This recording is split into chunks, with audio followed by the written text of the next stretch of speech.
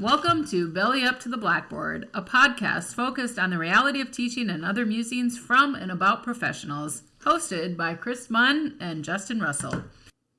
All right. Welcome to Belly Up to the Blackboard.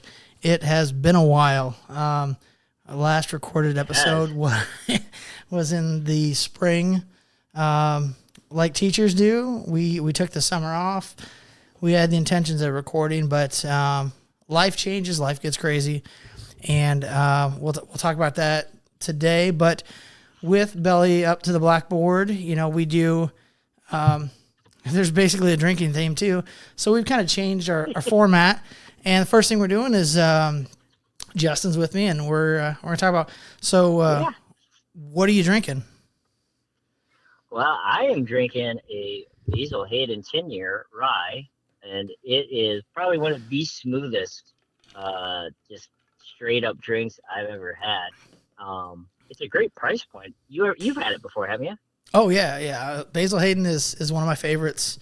That's for sure. I've gained a new appreciation for Blanton's after I found it in Northeast Iowa. Trying it on a major discount, yeah. Oh boy, yeah, it was a great deal. I mean, first you can't find it anywhere, and then it wasn't marked up like you can get it on the secondary market. But after having it at Whiskey Fest last year, it was I wasn't sure how much I liked it. I know I like 10-year-old Basil better.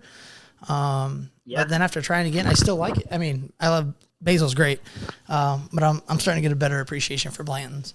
So that's a good one, and it's a little more expensive too. But I mean, like Basil, it's hard to beat for its price point. Seriously, like I can think of so many other things that are good that are 30, 40, 50, 100% more expensive. And geez Louise, like it's hard to it's interesting how they do it. So Are you drinking it neat on the rocks? What are you doing? I got a couple cubes in it. Yeah, nice. Yeah. So what are you drinking? So I decided to grab the Builder's Gin from Restless Spirits from downstairs. Threw that in with some ice. It's a little warm up here and humid in Iowa right now. So I figured a nice light drink. So I got that, some ice in it, threw in some Sprite and triple sec, and then I was going to splash some OJ on it, but kids drank it. So pretty simple. I mean, if you want a recipe for it, really, it's ounce of gin, ounce of triple sec, and then top off, the rest with Sprite, and then splash of OJ for color. But depending on how your day went. And don't forget to shake it. Don't forget to shake it a lot. Oh, I stirred. I did not shake, but I did stir. It might be against the rules. I don't know. Okay, there. No James Bond for you. No judgments. Drink your drink how you like to drink it. I mean, I suppose. As much as I like drinking, whiskey neat, sometimes put in a little flavor in with it too. I'm not going to judge somebody by that. I'm not going to be a whiskey snob. It's your money. You're spending it. Do what you want. I may cringe a little bit. You got to admit though, like you can't buy an $80 bottle of whiskey and put like a mixer with it. I mean, that's just sacrilegious. Oh, I mean, I agree. But like I said, you spend your money the way you're going to. I guess drink it how you want. I may not drink it the same way. Yeah, if you're spending the money, I guess. I don't know. Yeah, it's your money, I guess. Yeah. There you go. So there we go. Cool. Well, no, it sounds like you have a nice, refreshing drink though for summer. I mean, like, or as hot as it is. I know it's getting to be the fall, but gosh, it's hard to beat a good, gin drink. Yeah, I used to be a huge vodka guy in the summer, but the more I like gin. And what's funny is I can't remember where I was at, but I heard somebody say all gin is just flavored whiskey, which I guess you think about it, it kind of is, but not a big. Well, they're all kind of made the same way, yeah. Yeah. So not a big juniper guy. So this Builder's has a little bit of it, but it's not overpowering. It's not like you're chewing on an air freshener, No, you're right. Yeah. So, like we were talking about in the intro here, is that it's been a while since we recorded. We went through summer, and there's been a lot of change. A lot of change here. A lot of change among everybody, yeah. Yeah, so let's talk about why we've kind of put off recording. So Justin's taking I don't know if you can call it a midlife crisis, a sabbatical, but Again, you call it whatever you want. do you want to tell your story on what you're doing and Oh yeah. or what you decided to do this summer? Well, We'll get to where you're at later. yeah. But let's talk about the whole idea. Well, I think it kind of feeds into, well, long story short, I think it kind of unpacks a little bit into the segment that's coming up, is that quiet quitting. But I just found myself working almost 60 hours a week. And any of you have kids out there, you realize, or you get this epiphany when about the third time on a Saturday, you tell your kid, you can't do something with them because you got to get this schoolwork done, right? Like, got to grade papers, got to get curriculums going, you got to get this done for admin. And I think anyone who teaches understands that aspect. And there's going to be hundreds of you or thousands of you out there that go, well, you get summer off and yada, yada. You know what? Like I've always said, and I think I said this 2 episodes ago, you come do the job of a teacher for a week. And if you don't have one gripe or bitch about anything, if you're the top dog in the building and you get every kid to pass everything, I will gladly pay you my salary. Like, it is by far one of the, I think, laziest kind of critiques when people say, well, you get summers off, right? 60 hours a week is insane, correct? I mean, that's unreal. It's 12 hours a day, but even the weekends when you count that. And Chris, you remember those days we coached. And obviously you don't do it for the money, but remember we calculated out and it was like, what, 6 cents an hour or something like that when you figured out all the off-season programming you did, all the designs and stuff, all the camps. Yeah, worst decision I ever did was decide to figure out what my hourly pay was, because obviously we get a contract for coaching, and this is when I was an assistant at varsity high school football, but still, it's not college, but figuring out all the summer workouts, all the camps, all the film study, all of that, and I think it was close to probably 6 cents an hour. It was pretty depressing when we actually did that. So in those. Go ahead. I was just gonna say, like, so when I started to look at that, 60 hours a week, I'm making like $4 an hour, $5 an hour. I'm telling my kid, and I'm trading this time. Like, I started to think about, I am valuing the $5 an hour I'm making over that time with my kids. Like, it was just a wrecking, like a life altering epiphany when that happened, right? I know. The fact that you know how it is. I mean, just mentally, even just, I mean, energy, you have none. Like, it is. Do you just see yourself withering away as a small dot in the timeline of your kids' lives? Like, it is, and not to get too deep or philosophical, but so anyhow, after that, my wife and I, Kim, we had talked for at least through the pandemic, through the shutdowns. We joked about camping, because at the time we were working remote anyways, right? Like, and you remember those days of having remote classrooms and having the kids kind of just bounce in and out. They're not really there either, and so we had joked about doing that. And fast forward to the spring, and all these changes were being made, and financially it just really worked out that we could do it. So Kim and I, we ended up selling our house, most of our belongings, and packed up into our camper, and we've been traveling for the last since May. And haven't looked back, man. Like, I kind of been working some part-time type stuff, but it started to become really extremely time heavy and consuming a lot of my time. And there again, I was trading work time for quality time with my kids and family, and even my own health, right? Like, and you would agree, Chris, like, the moment you realize, like, you're getting sick more often because you're physically and mentally run down, like, that's not a good thing either. Yeah, and that's where, people talk about mental health days and taking those, because you know, as crazy as it sounds, I mean, it is something needed because as a teacher, it's not in the job description, but you put other people ahead of yourself 99% of the time, you know, and not just ahead of yourself, but ahead of your family. I mean, I didn't take the leap like you did, which, I mean, you're in the perfect spot with your kids and everything age wise. You know, but when we step back from coaching and being able to be at home more often, you know, and in the summer, and we like to camp as a family. And, you know, I've got cousins and stuff like that, and we would actually camp up in Northeast Iowa, and we would do that and stay there for about 10 days. Well, that's when we would have our camp at Camp Dodge, our football camp. And so we missed that for about 3 years. And, you know, when I talked to my family about, you know, I think I'm going to stop coaching football. You know, I was still doing track. Yeah. I'm still coaching track. I still am.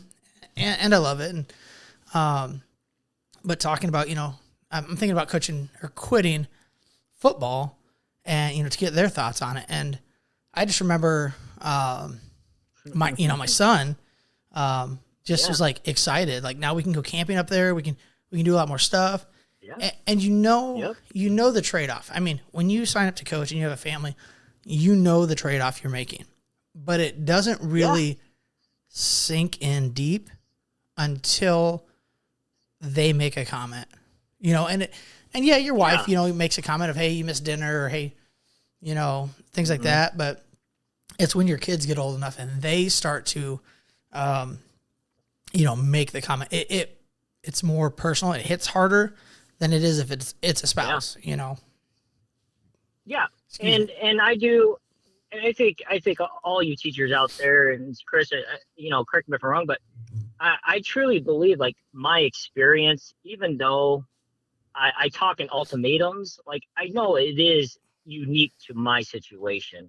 But on the same token, I truly believe to my core there are parallels with my situation and why there is such a shortage of teachers. And everyone talks about, well, the job market is increasing and people are going back, whatever you want to do, and not to get in too deep into the weeds, but I know for a fact that the reason there's a shortage of teachers right now isn't because teachers are lazy and teachers are wanting more money and teachers are saying that, you know, education is horrible. It literally is the system itself of education. And but in any case, I took this journey. There's kind of 3 goals in mind. Number 1 was really to get reacquainted with my kids and my wife. I had spent so many years, the last 5 years probably, getting up at 4 a.m, leaving before my kids get up, really, and then not getting home until like 4 or 5 in the evening, right? And seeing my kids for dinner my kid for about half an hour, and then putting her to bed. On the weekends, I was still working multiple hours on school stuff. And so that was the first goal. The second goal was to really dig down and find out if education is what I want to do for the next 20 years. There's a lot of handcuffs now in the world of education. And I know it's unique to our district too, the critiques I had, but yeah. And then the third goal really was to explore the U.S. I don't know how many of you out there have had the chance to do this, but oh my goodness, there are so many things to just be in awe of this country that we live in. And for all her faults, for all of her issues, you know what, there still really isn't a better country to be a part of and to see. And the idea that you can, within an hour of where you are, be skiing, water, snow, be hiking in the mountains, to be desolate desert, you know, like, it is insane to think about the types of areas you could be in. And so that's what we're doing now. We're actually about to move tomorrow to a new spot for a week. And then, we're just going to keep exploring until the money runs out. Well, yeah, you did it at the right time. I mean, you guys were able to sell your house at the peak time for sellers. And then, you know, there's always that thing. And we kind of looked at a house just to kind of look. And, not that we were intent on moving, and it wasn't very far, but you sell your house at a peak and make the most money. Well, the problem with that is that when you're buying a house, you're buying at the peak too, so you're spending the most money. I mean, you guys, you're in the perfect situation. You sold at your peak. You're not buying another house right now. You sold before interest rates, got up really crazy. Yeah.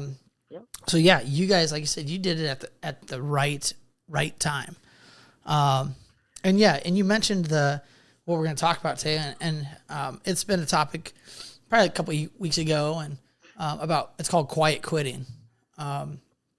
And I know there's a lot in, regular business settings, but I think it's something that is happening in schools too. And, I saw somebody talked about quiet quitting. I saw a video, and the guy said, it's not really quiet quitting. It's doing your job, but not jumping through all the hoops and doing the extra stuff that they ask of you without the extra pay.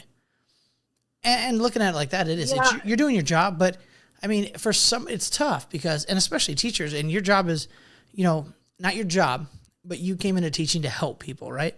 So that little extra thing they ask you to do to help a kid or cover another friend, teacher, you're friends with teachers, and you make friends in the business, and and that's really only the way you survive. Because if you're in there and you're in your own little silo and you're not talking with colleagues and things like that, it's a tough road. So when they ask you, hey, can you cover this class real quick? And it's, they give you little incentives. Yes, you get sub pay for 45 minutes or an hour and a half, whatever it is.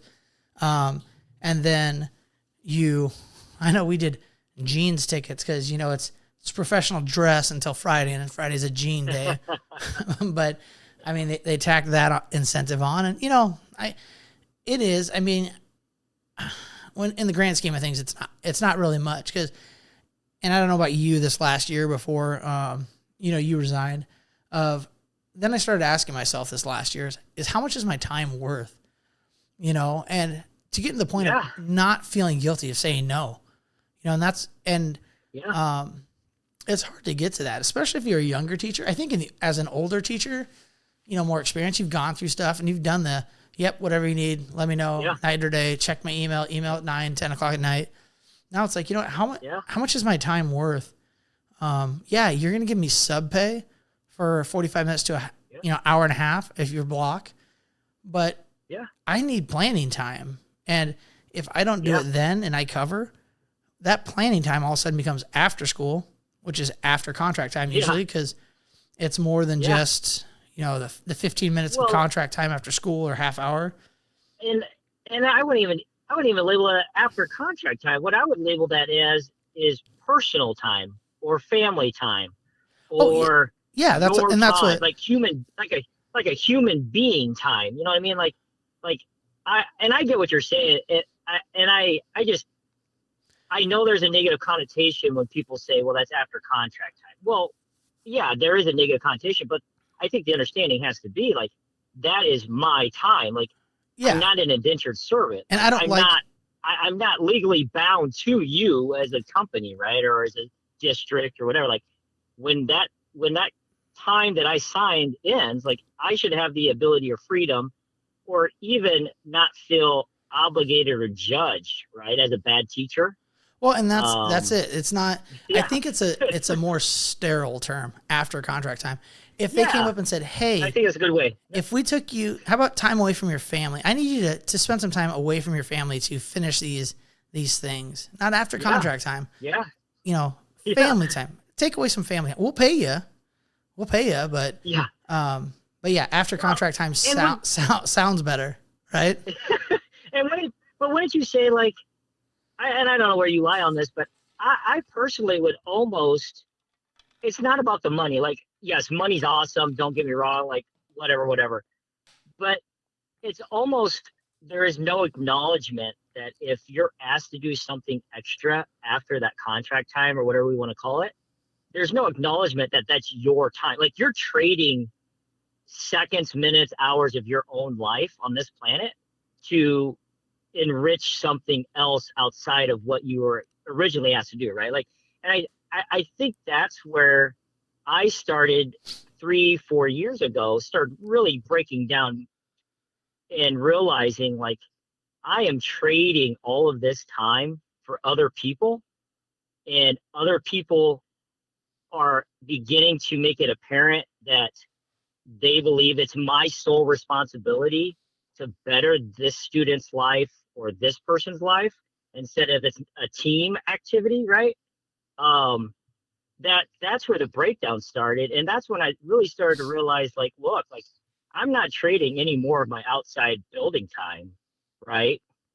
Um, and and yeah, maybe I did become worse teacher for lack of a better term.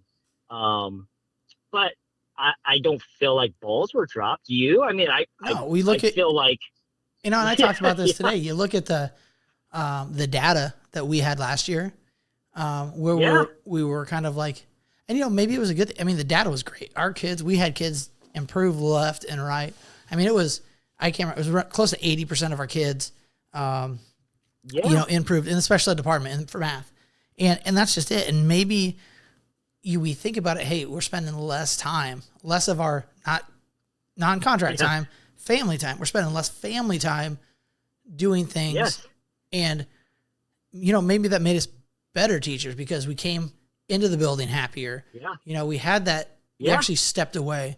I know this last year, our building's been under construction and I was in the building maybe 3 times. One was for my son's basketball camp. Another was from my daughter's volleyball camp. And I think we had one in-service meeting I had to meet. Usually I'm in there at least once a week for half a day at least, getting ready for the next year. at least, yep, I didn't have any of that this yeah, year. And I felt like I actually had a summer.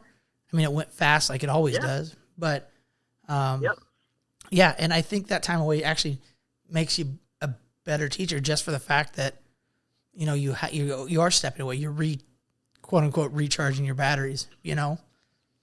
And I know you did a lot of And camping. I agree.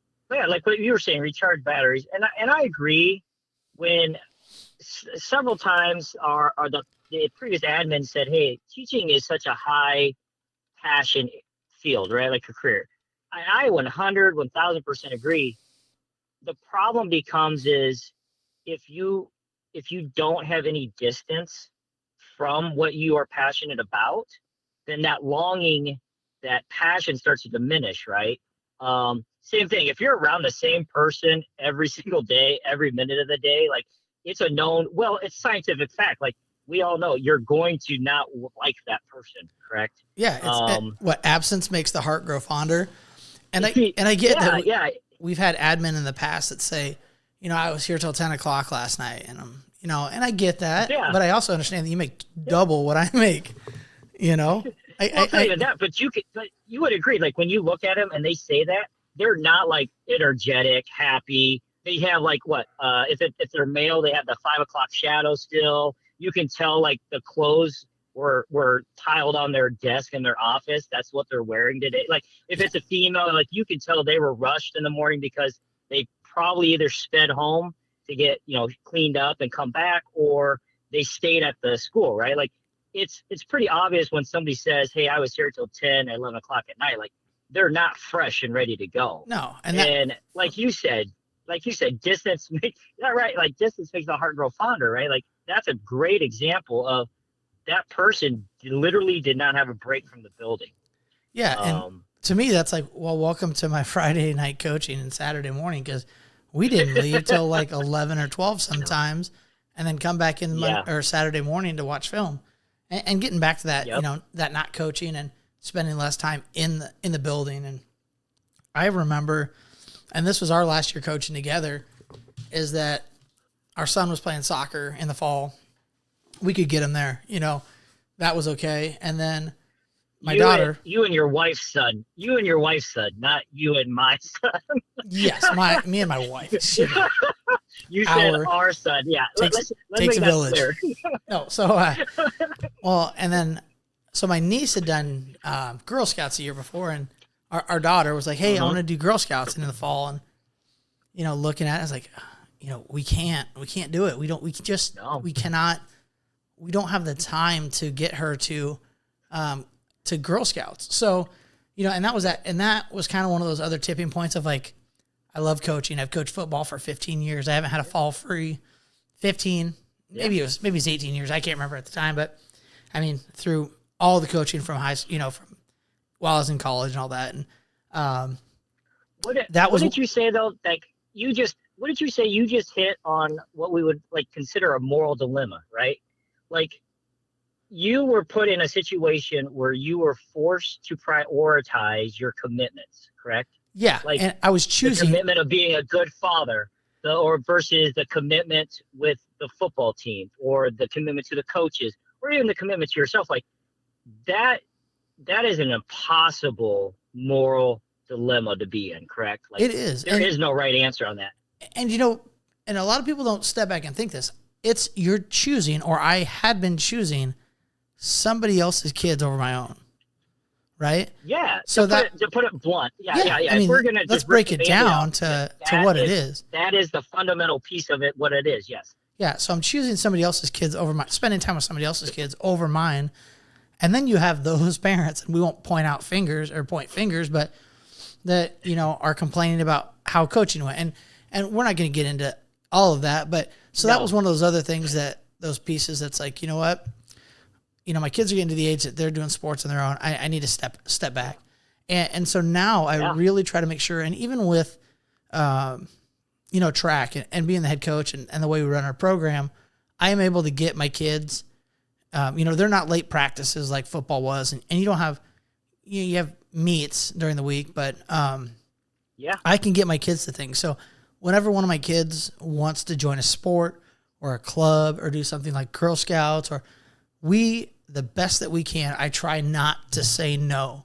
Now she's in dance and softball, and she wanted to do Girl Scouts too, but it's like, okay, you got two things. Two's enough for a season, and he's doing football, and it'll go right into basketball and then baseball. And I mean, we're able to do those things in the fall, and, we're camping this weekend, which we wouldn't be able to do, coaching. So it is that time, you start to have that family, and maybe it's when we were younger teachers where we didn't have kids. We had a spouse at home, but, they can take care of themselves and they can find things to do.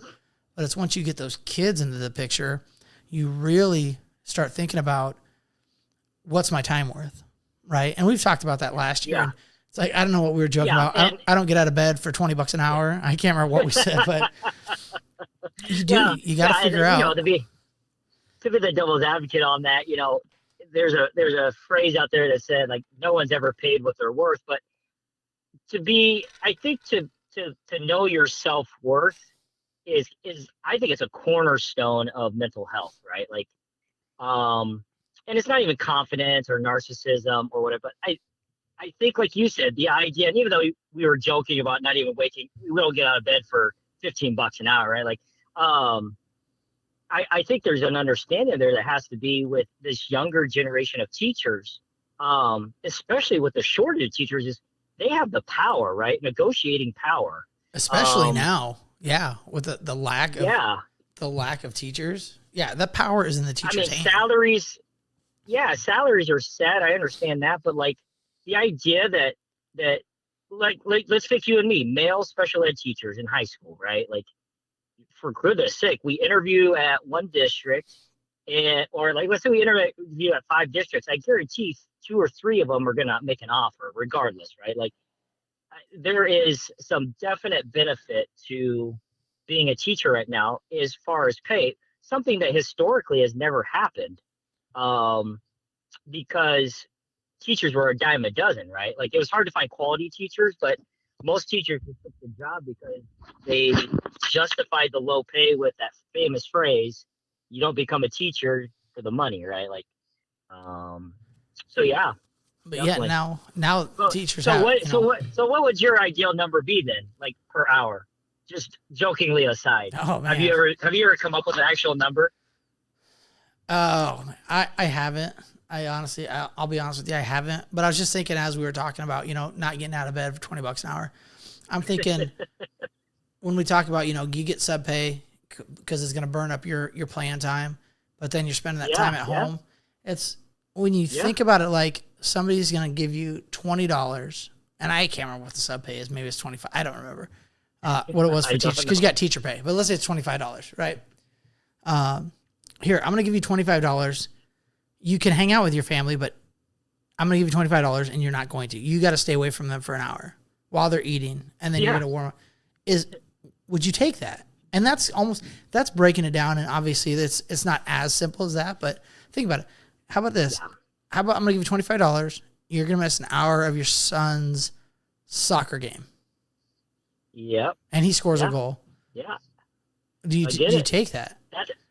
And that's no, that. because that's where I was. Yeah. Yeah. And that's where I was when I said I was trading a $5, $6 an hour thing to not spend time with my kid. You know what I mean? Like that to me, in my mind, I don't know if I can ever forgive myself for that, but that's crazy to think about, right? Like I traded an hour of my time at $6 an hour, $7 an hour for what I was doing. And and justified it with, I have to make these other kids better.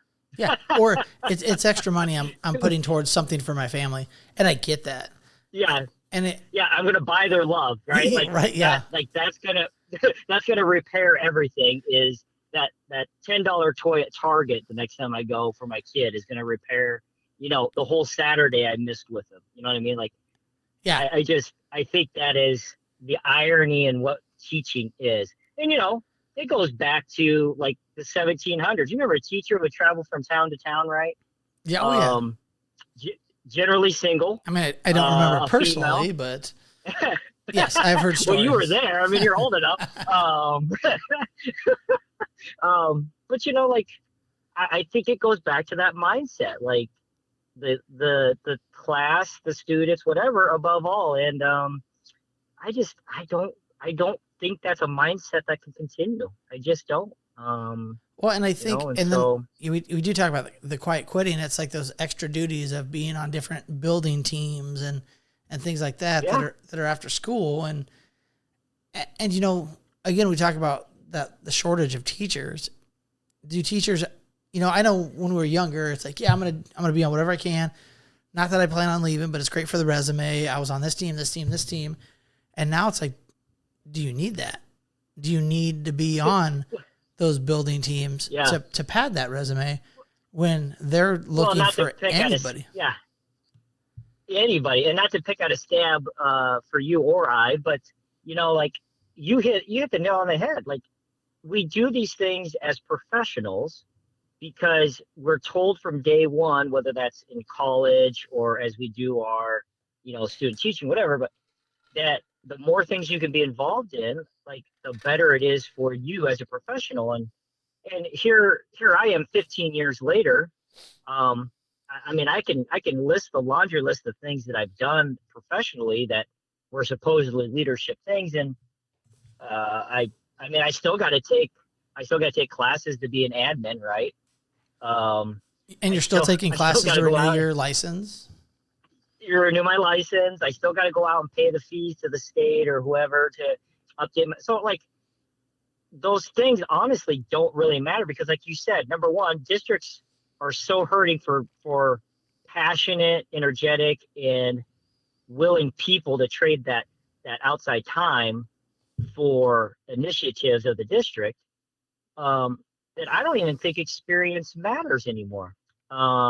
And like I said, not to pick at scabs for anyone listening, but because I'm sure there's hundreds of stories out there that can be listed. But in the same token, it goes with that quiet quitting. There has to be an ROI, a return on investment of anything, right? Like that we do. And I just don't think that investment of time is really paying out for a lot of people. Yeah. And like you last year, and I was almost at that point of, I'm not going to say I was to the point of like, why should I do this? I'm going to do my job. Yeah. And now my situation is a little worse, or not a little worse, different than yours. You had talked about possibly doing a different job within the building, within teaching, and then you ultimately chose this. And I had applied for another job too, and we won't get into that, but needless to say, it didn't work out the way I planned. And so a little jaded. So I'm like, I'm going to do my job. I'm not going to do anything. I'm going to do what I'm supposed to do. But the extra stuff, I'm going to go spend time with my family. Oh, absolutely.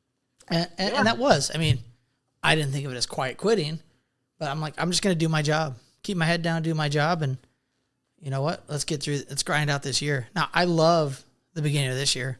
It's been nice. I'm not going to lie.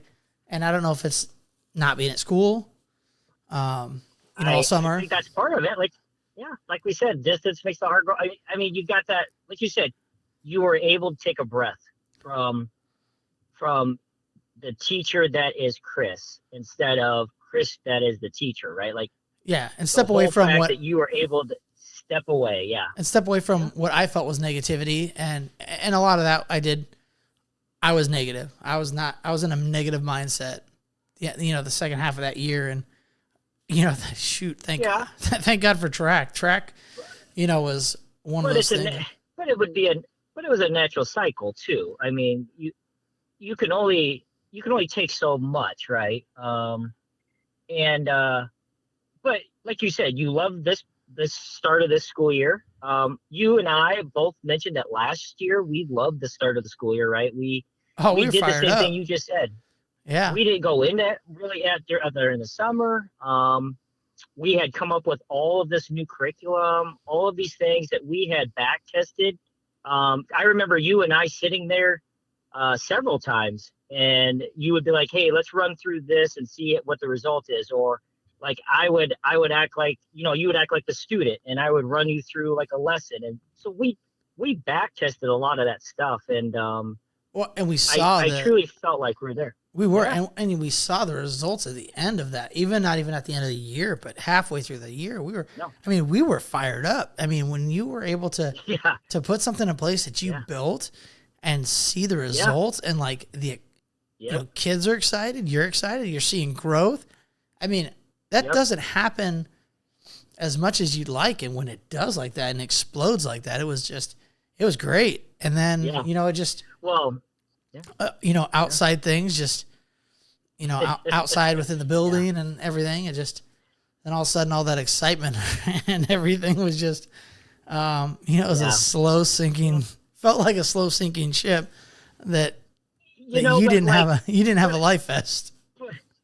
Yeah, but I think that needed to happen too, and just like any any event in life, whether we want to say marriage, relationships with friends, whatever, like I think there is a natural causality, cheesy term, ebb and flow, right? Like, you're gonna have that's what I was thinking, ebb and flow. You're not gonna be. It's not gonna be amazing all the time. It's only amazing because you have those negative. Negative things. But once you're in that negative, it's hard to get out until you have another amazing thing, right? Or something that you're excited about.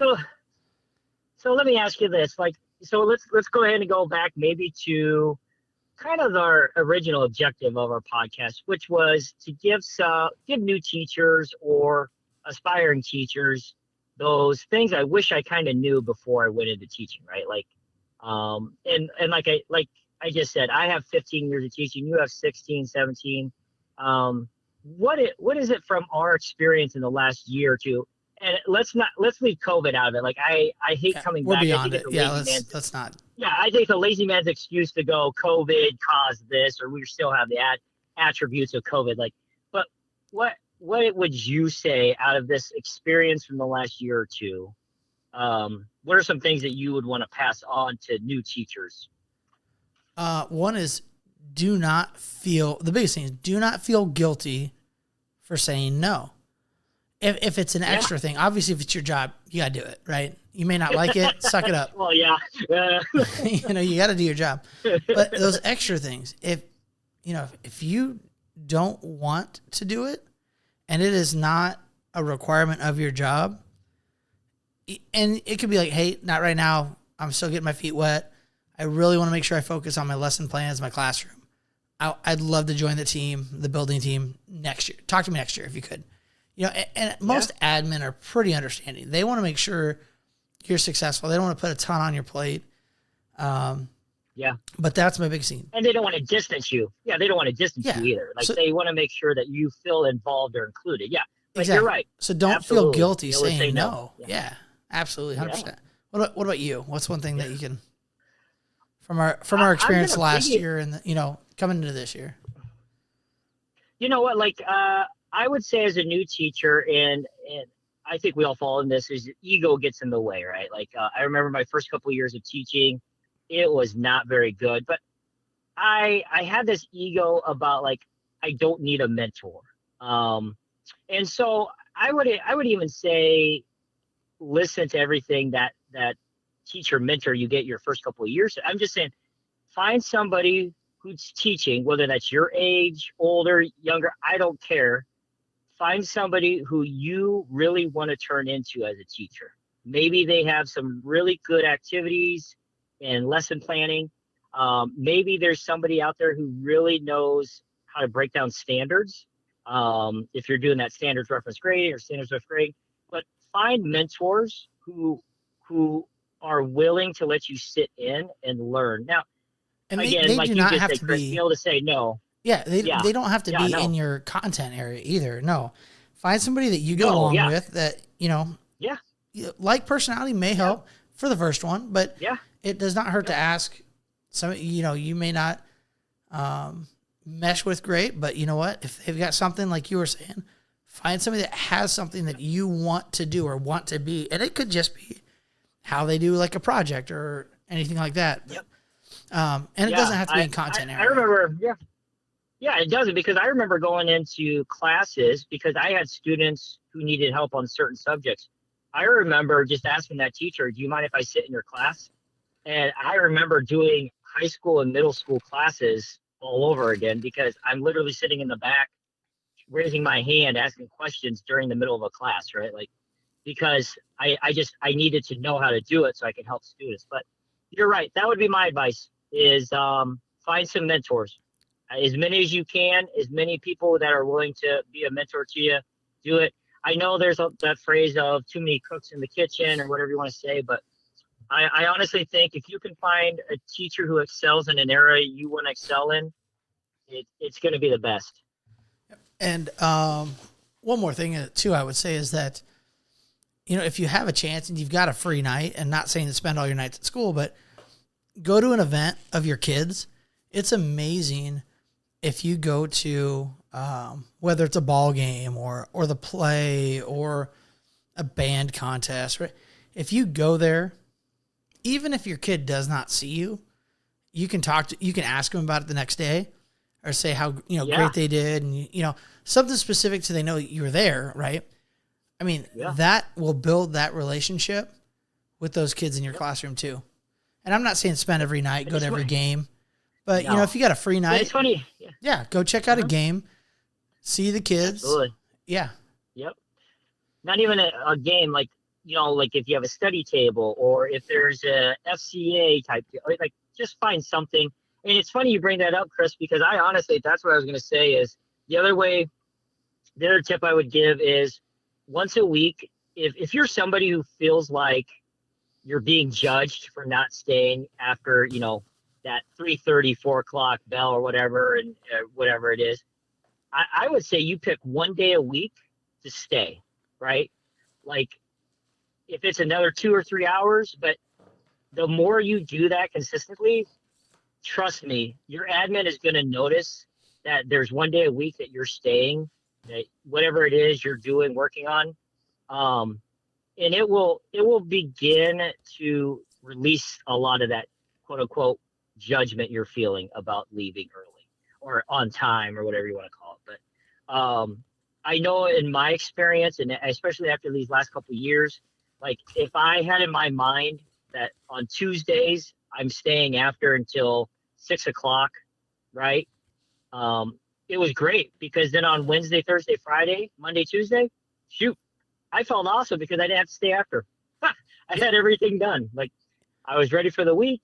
The papers were graded, curriculum was ready to go, lesson plans was ready to go. I had everything ready. Like it felt awesome to have everything planned out. And you and I did that several times a week. Remember, like yeah, oh yeah, Tuesdays or what Mondays? Yeah, and we would it's spend the easier hour just too yeah, if yeah, when you don't have a family, obviously, but usually your yeah, spouse understands, and even before you've had kids, Yeah. they're probably used to you staying later. And that one Yep. day, like you said, stay one day.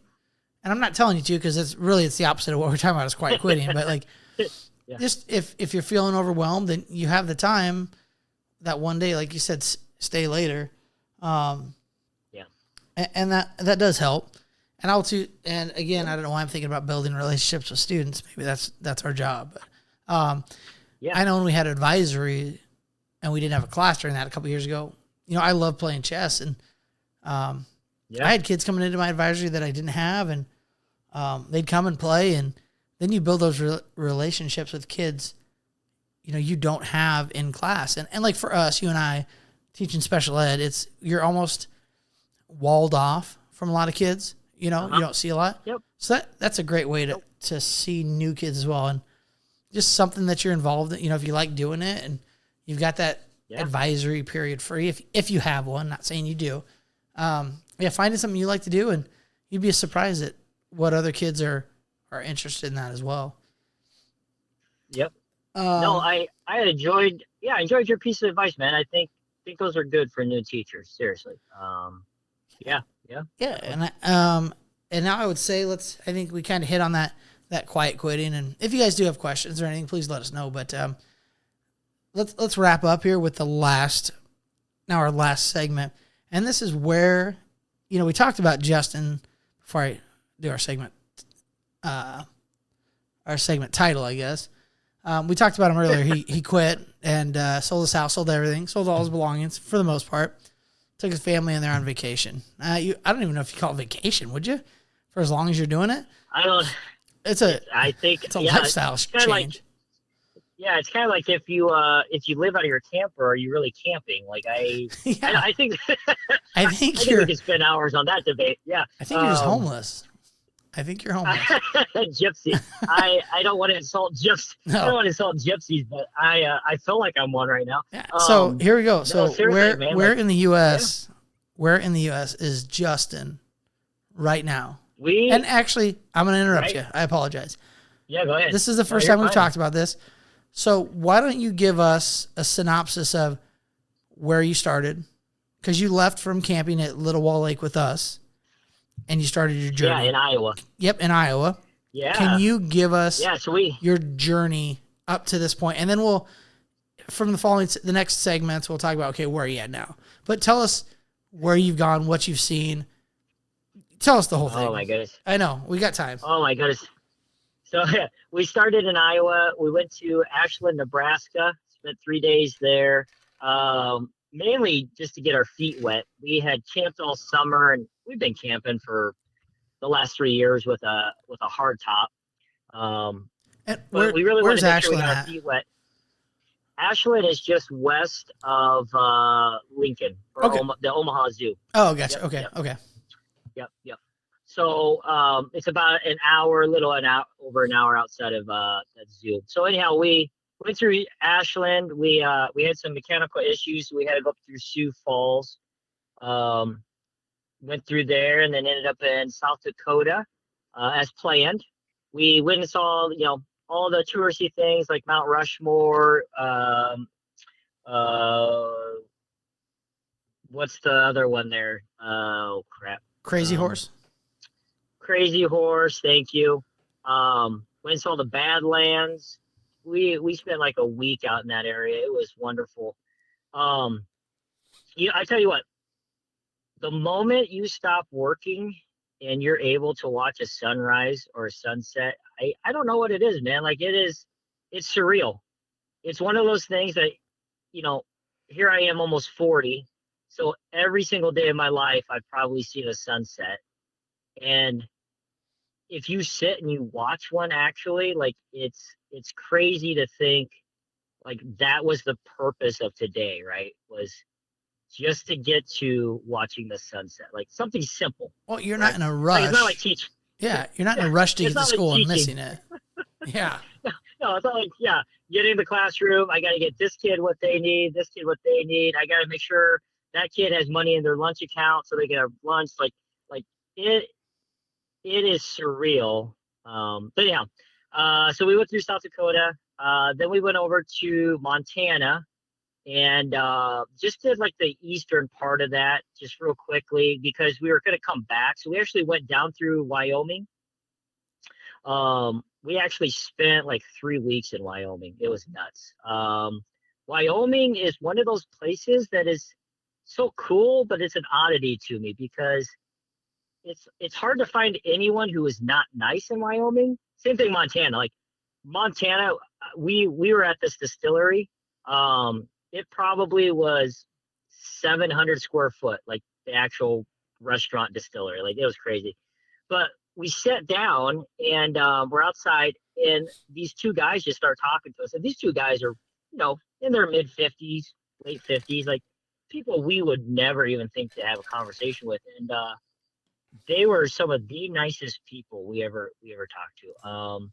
But so that's the cool thing. But the oddity to me is they all are so separated because it's such vast open parts of land, right? Unless you get into like Bozeman or some populated places like that. But the oddity to me is how they could be so separated but feel so connected. You know what I mean? Well, I think it's living that same lifestyle, maybe that's what that is. There's not a ton out there, so you're connected to your neighbor. Maybe, I don't know. Like we were at one place in Wyoming, and I wandered in, and there's 3 ladies. The one lady must have owned the place. The 2 must have just been visiting her. One of the ladies goes, "Hey, did you talk to so and so yet?" And the other one goes, the manager said, or the owner went, "No, she's at home though, and she doesn't usually get cell phone reception out there." And the other lady goes, "Well, we've got stuff going on today." She goes, "I really need her stuff in." She goes, "I'll just drive out there." She goes, "I'll be late for my flight today," but she goes, "I'll just reschedule." And I'm thinking, where else in the U.S. would you hear that conversation, right? Like, that's not happening in New York, right? Like, or California. Like the idea that this lady would just be okay rescheduling, push back her flight because she was going to go out, to go to her friend's house to pick up something that probably could have been emailed or faxed, right? Like, just funny to me. But anyhow, so then we left there. We went through Idaho for about a day or two, just really to stay over. Now, Idaho, I don't know if you've ever been there, Chris, but driving in Idaho, it's so funny. You come across like desert style land. You're just driving out in the middle of nowhere. I mean, there's no reception. There's no animals. There's not another car. Like you get nothing out there. So you went. Which way did you go? Did you go Montana to Idaho? Yeah, Montana and Idaho. Just the northern part of Idaho. We had to go into Idaho for a family vacation one time just because we had to. Well, my dad had a heart attack and he was in a hospital. We were in Wyoming going to Yellowstone, and he was in Idaho because that's where they had the cardiac unit. So the cardiac unit. Yep. I think it was Idaho Falls maybe, and then to get our windshield fixed because on that same trip we had baseball sized hail, softball sized hail. But yeah, so I've been there. Size hail, yes. Didn't have a lot of time to travel through it, but just to those 2 spots. I don't think it was really hail. I just think you pissed Chase off and he was throwing rocks at your windshield. Yeah, and then he hit my sister's windshield. And yeah, it was impressive. Yeah. So Idaho. Okay, so you're there. Where'd you stay in Idaho? And then we actually went through Idaho Falls, and then went through just a couple other towns, like small towns. Like again, like just crazy how you can just drive through nothing. It's almost like Las Vegas area, right? Like you just drive through the desert, and all of a sudden here's a city, right? So drove through there, and then we're up and through Oregon now. We went to the coast, spent about 4 days on the coast, did all that fun stuff, and then we circled down, and now here we are in Crater Lake, Oregon. We're about to leave here and go to Winnemucca, Oregon. Or no, Idaho. Winnemucca, Idaho. Yeah. Did you get up into Washington as well? We actually looped. No, we did. We went to Washington before we came here. That's right. We stayed there for like 3 or 4 days. On our way over to. Thanks for reminding me. Yeah. Well, I do have the map. So if there's anybody listening that's in our building, you can track their journeys. I bought a laminated map. So we've been putting the pins in where they're staying and like tracking their journey. And it's funny because now the kids are like, oh, where are they at today? So I got to make sure I got to email him or text him while they're on vacation or gypsying around and find out where they're at. So I'm like, hey, let me try to call him. And that reminds me, I do have a postcard that I got to get sent out. So we'll send one off. But so the idea now is we're gonna go down through Idaho. We'll go through New Mexico. We're gonna hit Colorado for about. We're gonna hit Utah for about 3.5 weeks. We're gonna hit Bryce, Moab, all those places, and then head to Colorado. We're going to go to the Great Sand Dunes over there. And then we're going to cycle down south, and we'll spend actually 6 weeks in Texas. Nice. Yeah. So currently you're in Crater Lake, Oregon. Yep. Crater Lake, Oregon. Yep. And next time we go through we do our next episode, which hoping maybe this weekend, possibly. We'll see how your reception is and how crazy it is, but I think I've got a topic for our next one. So, good. Yeah. So I think it was a good episode. Hopefully we touched on everything. We'll, we love feedback. So please let us know. Yeah, maybe Justin can send me some pictures and I can post them on our Instagram of where he's at right now. And you guys can follow along. I might with even that too. smile in those. Yeah. And hey, before we hit our outro music, you're blogging this, right? You're like tracking your journey. Are you still journaling and doing the blogging? It's really, I'm just journaling right now. So I haven't updated a blog for, about a month or two. And yeah, my wife told me she's been trying to track it down. Yeah. And she told me that you need to update that. Because on my blog there, I was putting pictures. But yeah, I just haven't updated. It got away from me with everything else. And so, but yeah, I've been journaling. Every couple of days I'll journal. And so that's the idea is those will kind of be things that I release. But yeah, I'll send you some pictures. Yeah, sounds good. And love to read the whole thing. I haven't gotten on your blog yet. She's told me about it, but I think we probably talk enough. I know where you're at and everything. Yeah. But yeah, I think we could probably wrap this thing up. So. Yeah, definitely. Hey, I appreciate it, buddy. I'm gonna hit our music here, and no, it was great talking to you. Yeah. We'll talk soon. Yep. Catch you later. All right, we'll talk to you later. Yeah. See ya. See you guys. Have a good one. Oh, bye.